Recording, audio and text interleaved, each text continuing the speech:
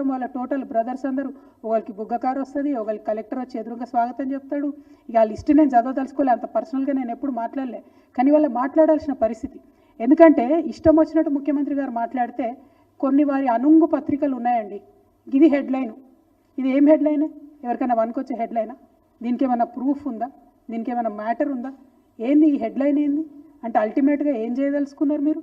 తెలంగాణ ప్రజలకు రక్షణ కవచంగా ఉన్నటువంటి బీఆర్ఎస్ పార్టీని ఇబ్బంది పెట్టాలి, కేసీఆర్ గారి కుటుంబాన్ని ఇబ్బంది పెట్టాలి. ఇదేం హెడ్లైన్ అసలు? ముఖ్యమంత్రి గారు ప్రెస్ మీట్ పెట్టి చెప్పిండ్రా?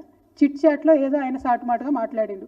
మాట్లాడితే ఒక పత్రిక, ప్రధాన పత్రిక హెడ్లైన్స్లో వస్తుందంటే దీని వెనుక ఉన్న కుట్రను దయచేసి తెలంగాణ ప్రజలు అర్థం చేసుకోవాలి. ఈ పత్రిక ఎవరిది?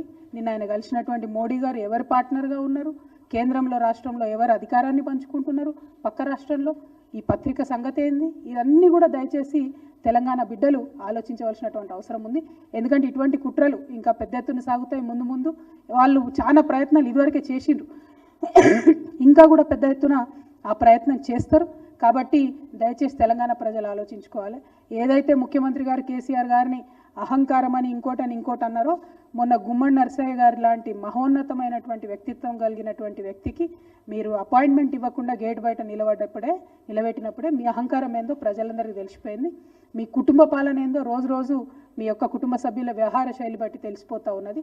సో అహంకారానికి, కుటుంబ పాలనకు కేర్ ఆఫ్ అడ్రస్ ఇవాళ ఎవరు అంటే యనుమల రేవంత్ రెడ్డి గారు అని ప్రజలందరూ కూడా అనుకునేటటువంటి పరిస్థితి వచ్చిందని మీ అందరికీ తెలియజేస్తూ